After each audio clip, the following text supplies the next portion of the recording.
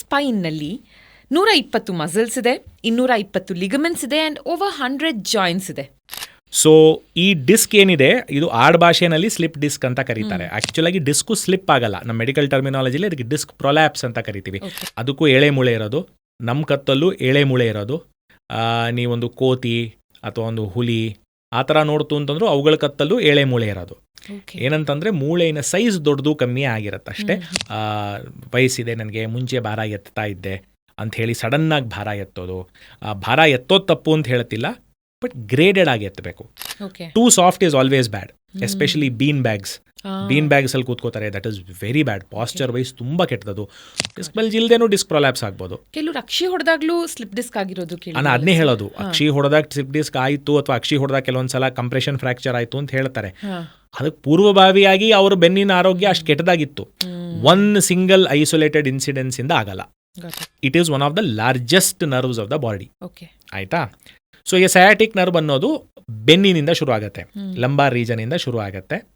So sciatic ನರ್ವು ಅಲ್ಲಿಂದ ಒಂದು ಯೂಶಲಾಗಿ 5 ಅಥವಾ 7 ಸಣ್ಣ ಸಣ್ಣ ನರಗಳು ಸೇರಿ ಒಟ್ಟಿಗೆ ಒಂದು ದೊಡ್ಡ ನರ, ಈ ನಮ್ಮ ಹಿಪ್ಪಿನ ಹಿಂದ್ಗಡೆ ಭಾಗ, ಆ ಜಾಗದಲ್ಲಿ ಒಟ್ಟಿಗೆ ಸೇರಿ ಒಂದು ದೊಡ್ಡ ನರ ಆಗತ್ತೆ. ಈಗ ಫಾರ್ ಎಕ್ಸಾಂಪಲ್ L3ನಲ್ಲೋ L4ಅಲ್ಲೋ ಬಂತು ತೊಂದರೆ ಆಯಿತು ಅಂತಂದರೆ ಅದು ಸಯಾಟಿಕ್ ನರ್ವ್ ಮುಖಾಂತರನೇ ಹೊರಗಡೆ ಬಂದು ಕಾಲ್ ತಂಗ್ ಹೋಗೋದ್ರಿಂದ ಆ ರೀಜನಲ್ಲಿ ನೋವು ಬರುತ್ತೆ ಅವ್ರಿಗೆ. ಸೊ ಅದನ್ನು ಲೂಸಾಗಿ ಸಯಾಟಿಕಾ ಅಂತ ಕರೀತಾರೆ.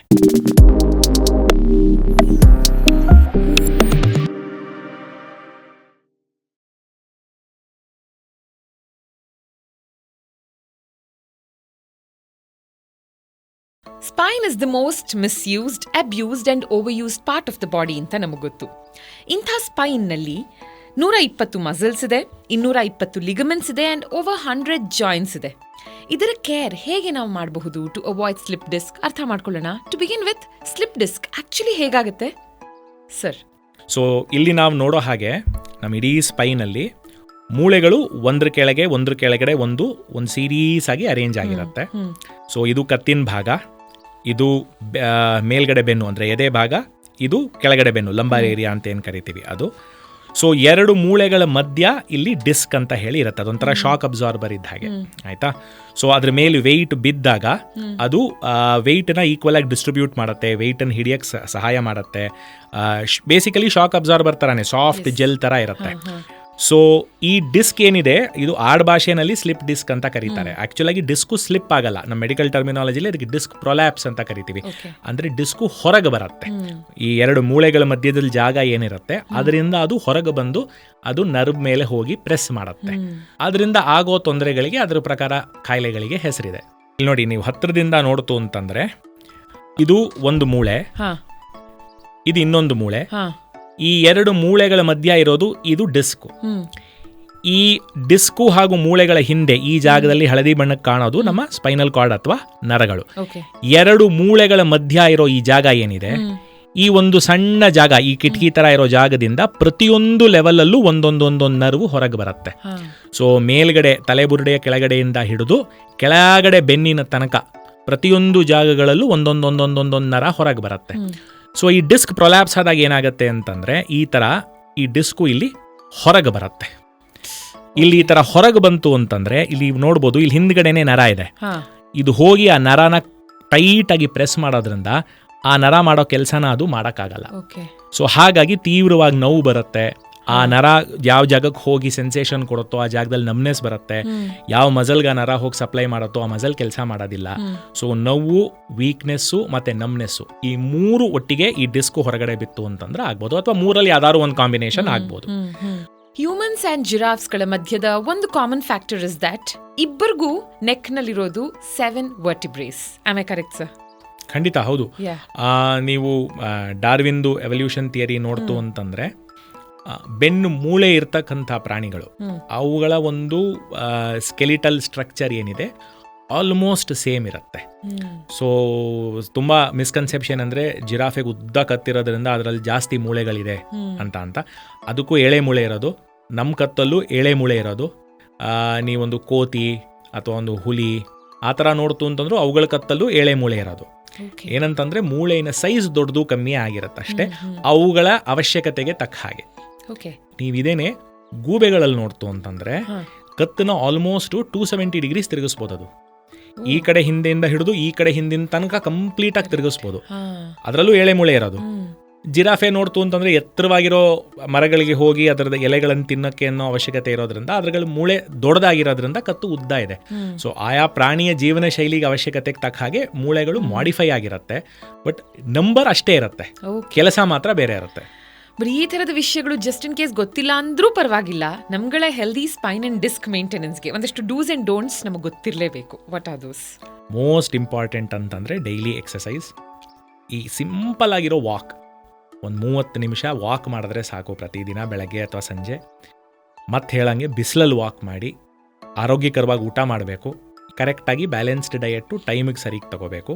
ಆ್ಯಂಡ್ ಮೋಸ್ಟ್ ಇಂಪಾರ್ಟೆಂಟ್ ಏನು ಅಂತಂದರೆ ಅಭ್ಯಾಸ ಇಲ್ಲದೆ ಇರಬೇಕಾದಾಗ ಭಾರ ಎತ್ತಕ್ಕೆ ಹೋಗಬಾರ್ದು. ಏನೋ ಹುಮ್ಮಸ್ಸಲ್ಲಿ ವಯಸ್ಸಿದೆ ನನಗೆ, ಮುಂಚೆ ಭಾರ ಎತ್ತಾ ಇದ್ದೆ ಅಂಥೇಳಿ ಸಡನ್ನಾಗಿ ಭಾರ ಎತ್ತೋದು.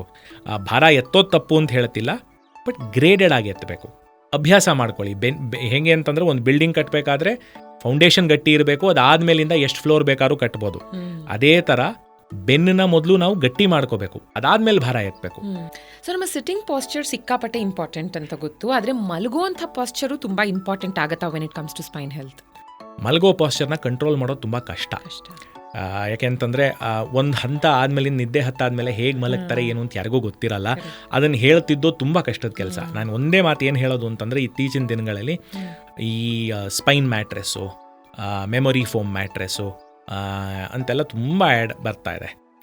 ಅದರಿಂದ ಏನಂಥ ಬೆನಿಫಿಟ್ ಖಂಡಿತ ಇಲ್ಲ. ನಾನೇನು ಹೇಳೋದು ಅಂದರೆ, ತುಂಬ ಸಾಫ್ಟ್ ಆಗಿರೋ ಮ್ಯಾಟ್ರಸನ್ನು ಯೂಸ್ ಮಾಡಬೇಡಿ.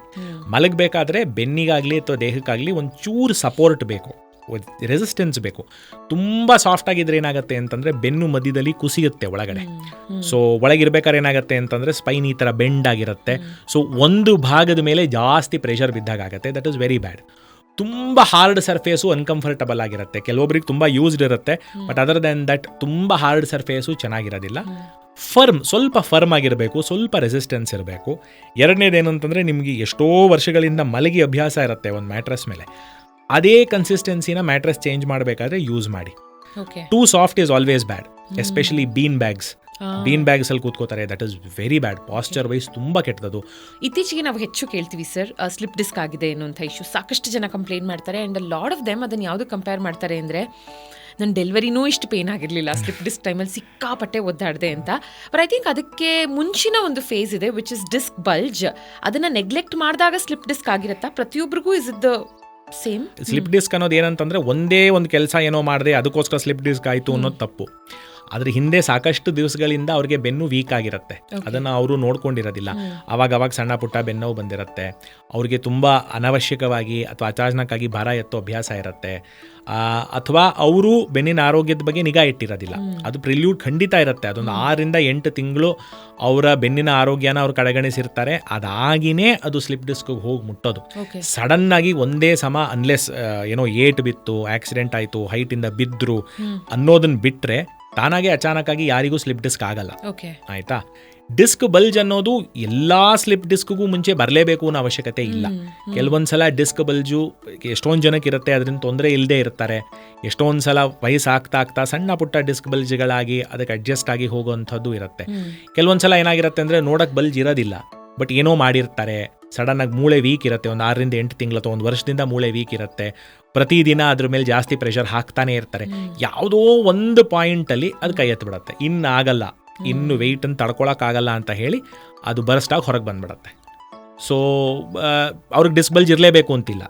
ಡಿಸ್ಕ್ ಬಲ್ಜ್ ಇಲ್ಲದೇನೂ ಡಿಸ್ಕ್ ಪ್ರೊಲ್ಯಾಪ್ಸ್ ಆಗ್ಬೋದು. ಕೆಲವರು ಅಕ್ಷಿ ಹೊಡೆದಾಗ್ಲೂ ಸ್ಲಿಪ್ ಡಿಸ್ಕ್ ಆಗಿರೋದು. ನಾನು ಅದನ್ನೇ ಹೇಳೋದು, ಅಕ್ಷಿ ಹೊಡೆದಾಗ ಸ್ಲಿಪ್ ಡಿಸ್ಕ್ ಆಯಿತು ಅಥವಾ ಅಕ್ಷಿ ಹೊಡೆದಾಗ ಕೆಲವೊಂದ್ಸಲ ಕಂಪ್ರೆಷನ್ ಫ್ರಾಕ್ಚರ್ ಆಯಿತು ಅಂತ ಹೇಳ್ತಾರೆ.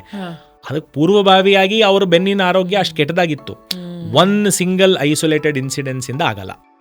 So what is the solution? ಇವಾಗ ಡಿಸ್ಕ್ ಬಲ್ಜ್ ಆದಾಗ ನೀವು ಹೇಳಿದ್ರಿ, ಅದು ರೆಸ್ಟ್ ತಗೊಂಡಾಗ it might go back to being normal, ಮತ್ತೆ ಆ ಜಾಗಕ್ಕೆ ಪ್ರೆಷರ್ ಕೊಡಬಾರ್ದು ಅಂತ. ಬಟ್ ಸ್ಲಿಪ್ ಡಿಸ್ಕ್ ಆದಾಗ ಅಥವಾ ಡಿಸ್ಕ್ ಪ್ರೊಲ್ಯಾಪ್ಸ್ ಆದಾಗ what is that you suggest? ನೋಡಿ, ಡಿಸ್ಕ್ ಪ್ರೊಲ್ಯಾಪ್ಸ್ ಆಗೋದು ಯಾವ ಮಟ್ಟಕ್ಕೆ ಹೊರಗೆ ಬಂದಿದೆ, ಯಾವ ಮಟ್ಟದಲ್ಲಿ ನರದ ಮೇಲೆ ಅದು ಪ್ರೆಷರ್ ಹಾಕ್ತಾನೆ ಅನ್ನೋದು ಇಂಪಾರ್ಟೆಂಟು. ಅದು ಪ್ರತಿಯೊಬ್ಬರಿಗೂ ಇಂಡಿವಿಜುವಲೈಸ್ಡು.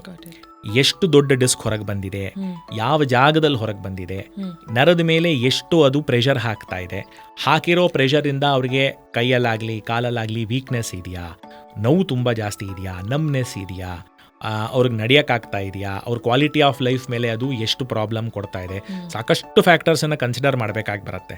ಸುಮ್ಮನೆ ಎಷ್ಟೊಂದು ಸಲ ನಾನು ನೋಡ್ತೀನಿ, ನಂಗೆ ವಾಟ್ಸಾಪ್ ಕಳಿಸ್ಬಿಟ್ಟು ಈ ಸ್ಕ್ಯಾನ್ ನೋಡಿ ಸರ್ಜರಿ ಬೇಕಾ ಬೇಡವಾ ಅಂತಾರೆ. ಪೇಷಂಟನ್ನು ನೋಡದೆ ಹೇಳೋಕ್ಕೆ ಬರೋದಿಲ್ಲ ಸರ್ಜರಿ ಬೇಕಾ ಬೇಡವಾ ಅಂತ. ತುಂಬ ರೇರ್ ಅದು. ಎಲ್ಲೋ ಒಂದು ತುಂಬ ಅಪರೂಪದ ಕೇಸಲ್ಲಿ ತುಂಬ ಜಾಸ್ತಿ ತೊಂದರೆ ಇದ್ದಾಗ ನೋಡ್ತಿದ್ದಂಗೆ ಆಯಿತು ಇದಕ್ಕೆ ಬೇಕಾಗ್ಬೋದು ಅಂತ ಹೇಳ್ಬೋದೇ ಹೊರತು ಪೇಷಂಟನ್ನು ನೋಡದೆ ಹೇಳೋದು ತುಂಬ ತಪ್ಪು. ಸರ್ಜರಿಯಿಂದಾನೇ ಬೆಸ್ಟ್ ಪಾಸಿಬಲ್ ಟ್ರೀಟ್ಮೆಂಟ್ ಅಂದರೆ yes, surgery is a way very remarkable results. Pain relief ಸಿಗುತ್ತೆ, ನರ್ವ್ ವೀಕ್ನೆಸ್ ಆಗಿರೋದು ರಿಕವರ್ ಆಗುತ್ತೆ, they can get back to their normal. ಕೆಲವೊಂದು ಸಲ ಸರ್ಜರಿ ಮಟ್ಟದಷ್ಟು ಸಿವಿಯರ್ ಇರೋದಿಲ್ಲ, ಒಂದು ಸ್ವಲ್ಪ moderate to mild disc bulge ಇರುತ್ತೆ, ನರ್ವನ್ನ ಇರಿಟೇಟ್ ಮಾಡ್ತಿರುತ್ತೆ ಅಥವಾ ನರ್ವನ್ನ ಜಸ್ಟ್ ಉಜ್ಜುತ್ತಾ ಇರುತ್ತೆ. ಸೊ ಆವಾಗ ರೆಸ್ಟು, ಫಿಸಿಯೋಥೆರಪಿ, ಮೆಡಿಸನ್ಸು ಅದರಿಂದನೂ ಆಗ್ಬೋದು. ಬಟ್ ಆ್ಯಸ್ ಎ ರೂಲ್ ಇದಕ್ಕಿದೆ ಅಂತ ಹೇಳಕ್ಕೆ ಬರಲ್ಲ. ಓಕೆ, ಸೊ ಇವಾಗ ವೈಟಮಿನ್ ಡಿ ಎಷ್ಟು ಇಂಪಾರ್ಟೆಂಟ್ ಅಂತ ತುಂಬ ಡಿಸ್ಕಸ್ ಮಾಡಿದ್ದೀವಿ ನಾವು ಆಲ್ರೆಡಿ ಸ್ಪೈನ್ ಹೆಲ್ತ್ಗೆ. ಬಟ್ ಅಷ್ಟೇ ಇಂಪಾರ್ಟೆಂಟ್ ಆಗುತ್ತೆ calcium is what I believe. ಯಾಕಂದರೆ ಎಸ್ಪೆಷಲಿ ಹೆಣ್ಮಕ್ಳಿಗೆ ಹೇಳ್ತಾರೆ ಪೋಸ್ಟ್ 30 and 40 ಬೋನ್ಸ್ಗಳು ಬ್ರಿಟಲ್ ಆಗ್ತಾ ಬರುತ್ತೆ, ವೀಕ್ ಆಗ್ತಾ ಬರುತ್ತೆ, also because of less calcium consumption ಅಥವಾ ಲೆಸ್ ಕ್ಯಾಲ್ಶಿಯಂ ಅಂತ. ಇದು ಕೂಡ ಒಂದು ಮೇಜರ್ ಪಾರ್ಟ್ ಪ್ಲೇ ಮಾಡುತ್ತಾ? ಈ ಮೂಳೆ ಒಳಗೆ ಕ್ಯಾಲ್ಶಿಯಂ ಡೆಪಾಸಿಟ್ ಆಗೋದು, ಮೂಳೆ ಒಳಗೆ ಮೂಳೆ ಗಟ್ಟಿ ಇರೋದು, ಮೂಳೆ ಒಳಗೆ ಕ್ಯಾಲ್ಶಿಯಂ ಹೋಗೋದು, it's very closely related to hormones. Okay, ಆಯಿತಾ. ಈ ಗಂಡಸರಿಗೆ ಹೇಗೆ ಅಂತಂದರೆ testosterone is very important muscle ಡೆವಲಪ್ಮೆಂಟ್ಗೆ, ಬೋನ್ ಗಟ್ಟಿ ಮಾಡೋದಕ್ಕೆ. ಗಂಡಸರಲ್ಲಿ ಹೇಗೆ ಅಂತಂತಂದರೆ ಋತುಚಕ್ರ ಅನ್ನೋದು ಇರೋದಿಲ್ಲ. ಸೊ ಟೆಸ್ಟೋಸ್ಟಿರಾನ್ ಅನ್ನೋದು ಒಂದು ಹಂತಕ್ಕೆ ಸ್ಟೇಬಲ್ ಆಗಿ ಥ್ರೂ ಔಟ್ ದ ಇಯರ್ ಅಥವಾ ಥ್ರೂ ಔಟ್ ದ ಮಂತ್ ಇರೋದ್ರಿಂದ ಏರಿಳಿತಗಳಿರೋದಿಲ್ಲ. ಸೊ ಹಾಗಾಗಿ ಏನಾಗುತ್ತೆ ಅಂತಂದರೆ ಕ್ಯಾಲ್ಶಿಯಂ ಡೆಪಾಸಿಷನ್ ಅನ್ನೋದು ಕಂಟಿನ್ಯೂಸ್ ಆಗಿ ಮೂಳೆ ಗಟ್ಟಿ ಆಗೋದು ಅಥವಾ ಕ್ಯಾಲ್ಶಿಯಂ ಮೂಳೆ ಒಳಗೆ ಹೋಗೋದು ಕಂಟಿನ್ಯೂಸ್ ಆಗಿ ಆಗ್ತಾ ಇರುತ್ತೆ. ತುಂಬ ವಯಸ್ಸಾದ ಮೇಲಿಂದ ಟೆಸ್ಟೋಸ್ಟೆರಾನ್ ನಿಧಾನ ಕಮ್ಮಿ ಆಗ್ತಾ ಬಂದ ಆದಮೇಲಿಂದ ಮೂಳೆ ವೀಕ್ನೆಸ್ಸು ಅನ್ನೋದು ಕಾಣಿಸಕ್ಕೆ ಬರುತ್ತೆ. ಹೆಣ್ಮಕ್ಳಲ್ಲಿ ಏನು ತೊಂದರೆ ಅಂತಂದರೆ, ಈಗ ಒಂದು ಇತ್ತೀಚೆಗಂತೂ ಮೆನೋಪಾಸ್ ತುಂಬ ಬೇಗ ಆಗ್ತಾ ಇದೆ ಎಷ್ಟೊಂದು ಜನಕ್ಕೆ. PCOD is very common. ಒಂದು 35-40 ವಯಸ್ಸಲ್ಲಿ ಏನಾಗುತ್ತೆ ಅಂತಂದರೆ ಈ ಹಾರ್ಮೋನಿನ ವ್ಯತ್ಯಾಸ ಆಗಕ್ಕೆ ಶುರು ಆಗುತ್ತೆ, ಮೂಳೆ ಒಂದು ಸ್ವಲ್ಪ ಸಾಫ್ಟ್ ಆಗ್ತಾ ಬರುತ್ತೆ. ಯಾಕೆಂದರೆ hormone is very important, especially oestrogen and progesterone ಎರಡರ ಮಧ್ಯ ಇಂಟರ್ಪ್ಲೇ ಇರೋದು ಮೂಳೆ ಎಷ್ಟು ಗಟ್ಟಿ ಇರುತ್ತೆ ಅನ್ನೋದನ್ನು ನಿರ್ಧಾರ ಮಾಡುತ್ತೆ.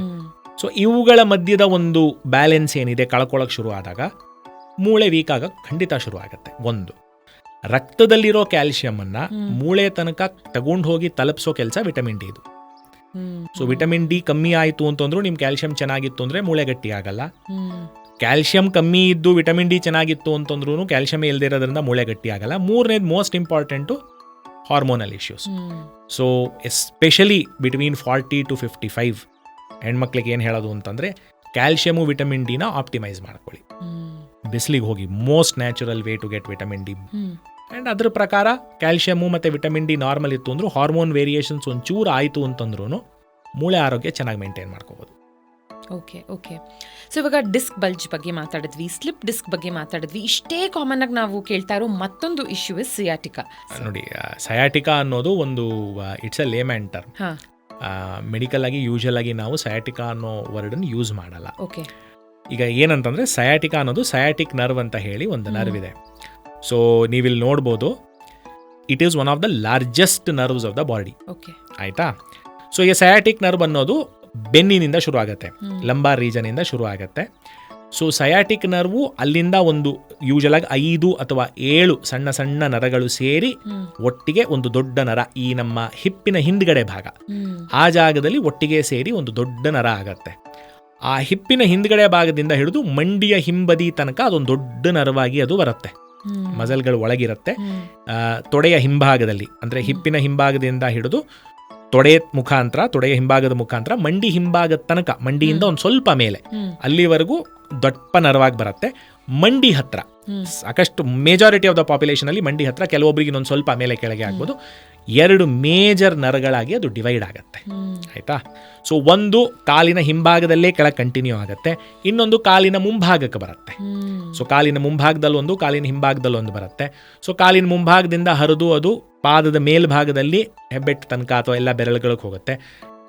ಕಾಲಿನ ಹಿಂಭಾಗದಲ್ಲಿ ಹೋಗೋದು ಹಾಗೆ ಕೆಳಗಡೆ ಹಿಮ್ಮಡಿ ತನಕ ಹೋಗಿ, ಹಿಮ್ಮಡಿಯಿಂದ ಪಾದದಲ್ಲಿ ಪಾದದಿಂದ ಹಿಡಿದು ಹೆಬ್ಬೆಟ್ಟು ಮತ್ತು ಬೇರೆ ಎಲ್ಲ ಬೆರಳುಗಳ ತನಕ ಹೋಗುತ್ತೆ. ಸೊ ಈ ಸಯಾಟಿಕಾ ಅನ್ನೋದು ಏನು ಮಾಡ್ತಾರೆ ಅಂದರೆ, ಯಾವ ಭಾಗದಲ್ಲಾಗಲಿ ನೋವು ಬರಲಿ, ಕಾಲಲ್ಲಾಗಲಿ, ಹೆಬ್ಬೆಟ್ಟಲ್ಲಾಗಲಿ, ಹಿಂಬಡಿಲಾಗಲಿ, ಲೂಸಾಗಿ ಸಯಾಟಿಕಾ ಇದೆ, ನನಗೆ ಸಯಾಟಿಕಾ ಪ್ರಾಬ್ಲಮ್ ಇದೆ ಅಂತ ಹೇಳ್ತಾರೆ. ಈಗ ಸಯಾಟಿಕ್ ನರ್ವ್ ಮಾಡುವಂಥ 5 ಅಥವಾ 7 ನರಗಳ ಮೇಲೆ ಡಿಸ್ಕ್ ಬಲ್ಜ್ ಇತ್ತು ಅಂತಂದರೆ ಆ ರೀಜನಲ್ಲಿ ನೋವು ಬರುತ್ತೆ. ಸಯಾಟಿಕ್ ನರ್ವಿನ ಒಂದು ಭಾಗದಲ್ಲಿ 5 ನರಗಳ ಮೇಲೆ ಪ್ರೆಷರ್ ಬೀಳೋದು ತುಂಬ ಅಪರೂಪ. It's very advanced disease. ಯಾವುದೋ ಒಂದು ಜಾಗದಲ್ಲಿ ಬರುತ್ತೆ. ಈಗ ಫಾರ್ ಎಕ್ಸಾಂಪಲ್ L3ನಲ್ಲೋ L4ಅಲ್ಲೋ ಬಂತು ತೊಂದರೆ ಆಯಿತು ಅಂತಂದರೆ ಅದು ಸಯಾಟಿಕ್ ನರ್ವ್ ಮುಖಾಂತರನೇ ಹೊರಗಡೆ ಬಂದು ಕಾಲ್ ತನಕ ಹೋಗೋದ್ರಿಂದ ಆ ರೀಜನಲ್ಲಿ ನೋವು ಬರುತ್ತೆ ಅವ್ರಿಗೆ. ಸೊ ಅದನ್ನು ಲೂಸಾಗಿ ಸಯಾಟಿಕಾ ಅಂತ ಕರೀತಾರೆ. ಸೊ ಸಯಾಟಿಕ್ ನರ್ವ್ ಮೇಲೆ ಬೇರೆ ಎಲ್ಲಿ ಪ್ರೆಷರ್ ಬಿತ್ತು ಅಂತಂದ್ರು ಕೆಲವೊಂದ್ಸಲ ಏನಾಗುತ್ತೆ, ಹಿಪ್ಪಿನ ಮೂಳೆನಲ್ಲಿ ತೊಂದರೆ ಇರುತ್ತೆ, ಅಥವಾ ನಮ್ಮ ಹಿಪ್ ಪೆಲ್ವಿಸಲ್ಲಿ 1-2-3 ಮಸಲ್ಗಳಿದೆ, ಪೈರಿಫಾರ್ಮಿಸ್ ಸಿಂಡ್ರೋಮ್ ಅಂತ ಕರೀತಾರೆ. ಒಂದು ಮಸಲ್ ಇದೆ, ಆ ಮಸಲ್ ಒಂದು ಸ್ವಲ್ಪ ಟೈಟಾಗಿ ಸಯಾಟಿಕ್ ನರ್ವ್ ಮೇಲೆ ಒತ್ತಡ ಹೇರುತ್ತು ಅಂತಂದ್ರು ಸಯಾಟಿಕ್ ನರ್ವಲ್ಲಿ ನೋವು ಬರುತ್ತೆ. ಸೊ ಮೋಸ್ಟ್ ಕಾಮನ್ ನಾನು ಏನು ಕೇಳ್ತೀನಿ ಗೊತ್ತಾ, ಬಂದು ಕೂರ್ತಾರೆ, ಏನಮ್ಮ ತೊಂದರೆ ಏನು ಅಂತ ಹೇಳಿದ್ರೆ ನಂಗೆ ಸಯಾಟಿಕಾ ಇದೆ. ಫಸ್ಟ್ ನನಗೆ ಡಯಾಗ್ನೋಸಿಸ್ ಅವ್ರು ಹೇಳ್ತಾರೆ, ನಾನು ಏನು ತೊಂದರೆ ಅಂತ ನಾನು ಕೇಳೋದೇ ಬೇಕಿಲ್ಲ, ಅವ್ರು ನನಗೆ ಕರೆಕ್ಟಾಗಿ ಈಗಿಲ್ಲ ಎಷ್ಟು ಚೆನ್ನಾಗಿ ಹೇಳ್ತಾರೆ. ಸರ್ ನಂಗೆ ಸಯಾಟಿಕಾ ಇದೆ, ಸರ್ ನಂಗೆ ಸರ್ವೈಕಲ್ ಸ್ಪಾಂಡೆಲೋಸಿಸ್ ಇದೆ, ನಂಗೆ ಲಂಬಾರ್ ಸ್ಪಾಂಡೆಲೋಸಿಸ್ ಇದೆ, ಇಲ್ಲಾಂದರೆ ಇನ್ನೂ ಹೊಸ ಟ್ರೆಂಡು ChatGPT ಹಾಕ್ಬಿಡ್ತಾರೆ ಅವರು ಸ್ಕ್ಯಾನ್ಗೆ ಹಾಕ್ಬಿಟ್ಟು, ಸರ್ ನಂಗೆ L3-4 ಡಿಸ್ಕ್ ಬಲ್ಜ್ ಇದೆಯಂತೆ ಸರ್ ಅಂತ. ಸೊ ಒಂಥರ ಹೇಗಾಗತ್ತೆ ಅಂತಂದರೆ, ಓಕೆ ಇದೆಂದರೆ ನಮ್ಮ ಮೆಡಿಕಲ್ ಕಾಲೇಜ್ ಪರೀಕ್ಷೆಗಳಲ್ಲಿ ಹಿಂಗಾಗೋದು. ಕೆಲವೊಂದು ಸಲ ಪರೀಕ್ಷೆನಲ್ಲಿ ಒಂದು ಸ್ವಲ್ಪ ಬೇರೆ ಥರ ಕೇಳಬೇಕು ಅಂದರೆ ಡಯಾಗ್ನೋಸಿಸಿಂದ ವಾಪಸ್ ಬರೋರು, ಇದು ಡಯಾಗ್ನೋಸಿಸ್ ಇದೆ, ಸೊ ಇಲ್ಲಿಗೆ ಬರೋದಕ್ಕೆ ಹೇಗೆ ಕಂಡುಹಿಡಿತೀರಾ, ಹೇಗೆ ಬರ್ತೀರಾ, ಅಥವಾ ಡಯಾಗ್ನೋಸಿಸ್ ಕೊಟ್ಬಿಡ್ತೀನಿ, ಅಲ್ಲಿಂದ ಮುಂದೆ ಪರೀಕ್ಷೆ ಹೇಗೆ ಮಾಡ್ತೀರಾ, ಟ್ರೀಟ್ಮೆಂಟ್ ಹೇಗೆ ಮಾಡ್ತೀರಾ ಡಿಸ್ಕಸ್ ಮಾಡೋಣ ಅಂತ. ನಾನು ಯೂಶಲಾಗಿ ನಮ್ಮ ಕೊಲೀಗ್ಸ್ಗೆಲ್ಲ ನಾವು ಮಾತಾಡೋದು, ಎಷ್ಟು ಇನ್ಫಾರ್ಮೇಷನ್ ಇದೆ ನಮ್ಮ ಪೇಷಂಟ್ಸ್ ಹತ್ರ, AI ಎಷ್ಟು ಮುಂದುವರೆದಿದೆ, ಎಷ್ಟು ನಾಲೆಡ್ಜ್ ಇದೆ ಅಂದರೆ ಪ್ರತಿಯೊಬ್ಬ ಪೇಷಂಟು ನನಗೆ ಎಕ್ಸಾಮ್ ಇದ್ದ ಹಾಗೆ. Every single patient is an exam for me. ಈ on a very serious note ನಾನು ಹೇಳ್ತಿರೋದು, ಇಟ್ಸ್ ನಾಟ್ ಅ ಜೋಕ್. ಒಬ್ಬ ಪೇಷಂಟನ್ನು ನೋಡಿ ಕರೆಕ್ಟ್ ಡಯಾಗ್ನೋಸಿಸ್ಗೆ ಬಂದು ಕರೆಕ್ಟ್ ಟ್ರೀಟ್ಮೆಂಟ್ ಕೊಡೋಕ್ಕೆ ಯಾವುದೇ ಸ್ಪೆಷಾಲಿಟಿ ಡಾಕ್ಟರಲ್ಲಿ, ಅವ್ನು ಜನರಲ್ ಫಿಸಿಷಿಯನ್ ಆಗಲಿ, ಜನರಲ್ ಸರ್ಜನ್ ಆಗಲಿ, ಪ್ಯಾಥಾಲಜಿಸ್ಟ್ ಆಗಲಿ, ಪಾಪ ಅವ್ನು ಸ್ಲೈಡ್ ನೋಡಿ ಕರೆಕ್ಟ್ ಡಯಾಗ್ನೋಸಿಸ್ ಕೊಡೋದು, ಕರೆಕ್ಟ್ ಡಯಾಗ್ನೋಸಿಸ್ ಕೊಟ್ಟು ಕರೆಕ್ಟ್ ಟ್ರೀಟ್ಮೆಂಟ್ ಕೊಡೋದಕ್ಕೆ ಇರೋಂಥ stress unimaginable. The amount of mental stress we undergo is unimaginable. ಅದು ಅರ್ಥ ಆಗಲ್ಲ ಜನಕ್ಕೆ. ನೋಡಿದ್ರೆ ಆಯಿತು ಇದಿದೆ ಅಂತ ಹೇಳಿದ್ರು ಡಾಕ್ಟ್ರು ಕಂಡು ಹಿಡಿಯೋದಕ್ಕೆ ಖರ್ಚಾಗುವಂಥ ಒಂದು ಮೆಂಟಲ್ ಎನರ್ಜಿ ಏನಿದೆ, ಅದಕ್ಕೆ ಬೇಕಾಗಿರೋ ಎಕ್ಸ್ಪೀರಿಯನ್ಸ್ ಏನಿದೆ, ಅದಕ್ಕೆ ಬೇಕಾಗಿರೋ ಕ್ವಾಲಿಫಿಕೇಷನ್ ಏನಿದೆ, it's very difficult. So imagine ಮಾಡಿ, ನಿಮ್ಮ ಕೈಯಲ್ಲಿ ಮೊಬೈಲ್ ಇದೆ, ನಿಮಗೆ ಫುಲ್ ಗೂಗಲ್ ಅವೈಲಬಲ್ ಇದೆ, AI ಅವೈಲಬಲ್ ಇದೆ, ಎಷ್ಟೊಂದು ಜನ ಲೇಟೆಸ್ಟ್ ಲಿಟ್ರೇಚರಿಂದ ಕ್ವೆಶನ್ಸ್ ಕೇಳ್ತಾರೆ. ನಾನು ವಿಥೌಟ್ ಎನಿಥಿಂಗ್, ಈಗ ನಾನೇನಾದರೂ ನನ್ನ ಫೋನ್ ತೆಗೆದು ನಾನು ನೋಡಿ ಹೇಳ್ತೀನಿ ಅಂತಂದರೆ ದ ಇಮಿಡಿಯೇಟ್ ಥಿಂಗ್ ಇದೆ, ಡಾಕ್ಟರ್ಗೆ ಏನೂ ಗೊತ್ತಿಲ್ಲ, ಅವ್ರ ಮೊಬೈಲ್ ನೋಡ್ಕೊಂಡು ಹೇಳ್ತಾರೆ, ಈ ಡಾಕ್ಟರ್ ಸರಿಗಿಲ್ಲ ಅನ್ನೋ ಜಜ್ಮೆಂಟ್ ಪಾಸ್ ಮಾಡ್ತಾರೆ. ಪೇಷಂಟ್ ಆರಾಮಾಗಿ ಮೊಬೈಲ್ ತೊಗೊಂಡು ಏನು ಬೇಕಾದ್ರೂ ನೋಡಿ, ಏನು ಪ್ರಶ್ನೆ ಬೇಕಾದ್ರೂ ಕೇಳ್ಬೋದು. So imagine how skewed the whole thing is. It's an exam every day. I have to be updated every day and I have to be correct always. I can't even be 99% correct. I have to be 100% correct. Or rather, I am expected to be 100% correct. And I have to answer every question that even AI gives. ನಾವು ಈ perspective ಯೋಚನೆ ಮಾಡಿಲ್ಲ sir. That is true. This is true for all doctors. It's not just for a neurosurgeon. For all doctors. ಮೊನ್ನೆ ನನ್ನ ಕ್ಲಿನಿಕ್ಕಲ್ಲಿ ಒಂದು ಹೋದ ವಾರದಲ್ಲಿ ಒಂದು ಹೆಮಿಫೇಶಿಯಲ್ ಸ್ಪಾಸಮ್ ಅಂತ, ಮುಂದೆ ಬರ್ಬೇಕಾದ್ರೆ ಯಾವ ಥರ ಮಾತಾಡೋಣ ಅದ್ರ ಬಗ್ಗೆ. ಅದರಲ್ಲಿ ತೊಂದರೆ ಏನಂತಂದರೆ ಮುಖ ಹಿಂಗೆ ಹೊಡ್ಕೊಳತ್ತೆ, ಹಿಂಗೆ ಹಿಂಗೆ ಹಿಂಗೆ ಹಿಂಗೆ ಹೊಡ್ಕೋತಾರತ್ತೆ. ಅದಕ್ಕೆ ಸಾಕಷ್ಟು ಕಾರಣಗಳಿದೆ, ಒಂದೇ ಒಂದು ಕಾರಣದಿಂದ ಆ ಥರ ಆಗತ್ತೆ ಅಂತಲ್ಲ. Hemifacial spasm is one of the reasons. Facial tics ಇರ್ಬೋದು, ಇನ್ನೊಂದಿರ್ಬೋದು, ಮತ್ತೊಂದಿರ್ಬೋದು, ಸಾವಿರಾರು. ಸೊ ನಾನು ನೋಡಿದೆ ಹೆಮಿಫೇಶಿಯಲ್ ಸ್ಪಾಸಮ್ ಥರ ಇತ್ತು, ನಾನು ಹೇಳಿದೆ ಇದಿದೆ ಅಂತ ಹೇಳಿ ಒಂದು MRI ಮಾಡಿಸ್ಕೊಂಬನ್ನಿ, ಅದರಲ್ಲಿ ಏನು ತೊಂದರೆ ಇದೆ ಅಂತ ನೋಡೋಣ, ಕಂಡುಹಿಡಿಯೋಣ ಅಂತ. ಅವರು ಕೂತು ನನಗೆ ಈ ಒಂದು ತೊಂದರೆಗೆ ಒಂದು 8-10 ಬೇರೆ ಬೇರೆ ಡಯಾಗ್ನೋಸಿಸ್ ಇದೆ, ಅಷ್ಟನ್ನು ಇದ್ಯಾಕದಲ್ಲ ಇದ್ಯಾಕದಲ್ಲ ಇದ್ಯಾಕದಲ್ಲ ಅಂತ ಕೇಳಿದ್ರು. It is literally like my viva. It's literally like my exam. It's literally like ಒಬ್ಬ ಪ್ರೊಫೆಸರ್ ಕೂತು ನನ್ನ ಅಷ್ಟು ಕ್ವಶನ್, ಇದ್ಯಾಕದಲ್ಲ, ಇಲ್ಲ ತಪ್ಪು, ಇದು ಹೇಳ್ತಾ ಇದೆ, ಇದು ಸರಿ ಅಂತ, ನೀನು ಹೇಳ್ತಾರ ತಪ್ಪು ಅನ್ನಂಗಿತ್ತು. ಒಳ್ಳೆ ಚೆನ್ನಾಯಿತು, 17 ವರ್ಷ ಆಯಿತು, ಈಗಲೂ ಕೂತ್ಕೊಂಡು ಪ್ರತಿದಿನ ಎಕ್ಸಾಮ್ ಪಾಸ್ ಮಾಡೋಂಗಾಯ್ತಲ್ಲ ಅಂತ. That is the amount of stress we go through. ಅದು ಯಾರಿಗೂ ಗೊತ್ತಾಗಲ್ಲ. ಕೂಲಾಗಿ ಬಂದು ಕೂತ್ಕೊಂಡು ಕ್ವಶನ್ ಕೇಳಿ ಮುಗಿಸ್ಬಿಟ್ಟು ಹೋಗ್ಬಿಡ್ತಾರೆ. ಬೆಸ್ಟ್ ಪಾರ್ಟ್ ಏನು ಗೊತ್ತಾ, ಒಂದಲ್ಲ ಆ ಥರದ್ದು 10 ಪೇಷಂಟ್ ಇರ್ತಾರೆ ನಮಗೆ ನೋಡೋಕ್ಕೆ. I have to be ready for every one of them. And I have to give them the same competent answer, and I have to be 100% correct all times. Very difficult. It's a thankless job. Agree, sir. Totally. Last one question about sciatica ಏನು ಮಾತಾಡ್ತಿದ್ವಿ ನಾವು. Is it one of the thickest nerve? ಅಂದರೆ ಅದು branch out ಆಗಿ final sciatic nerve ಅಂತ ಆದಾಗ is it like one of the thickest? It is one of the largest nerves. Okay. ದೇಹದ ಅತ್ಯಂತ ದೊಡ್ಡ, ಉದ್ದ ನರ ಅಲ್ಲ, ದೇಹದ ಅತ್ಯಂತ ದೊಡ್ಡ ನರ, ದಪ್ಪ ನರ. ಓಕೆ. ಒಂದು 5 ರಿಂದ 6 ಬೇರೆ ಬೇರೆ ನರಗಳು ಸೇರಿ ಒಂದು ದೊಡ್ಡ ನರ ಆಗುತ್ತೆ. ಅದಾದ್ಮೇಲಿಂದ ಅದು 2 ಆಗಿ 4 ಆಗಿ 8 ಆಗಿ 10 ಆಗಿ ಹೋಗುತ್ತೆ. ಬಟ್ ಒಂದಾಗಿದ್ದಾಗ it is the thickest nerve in the body. Okay okay.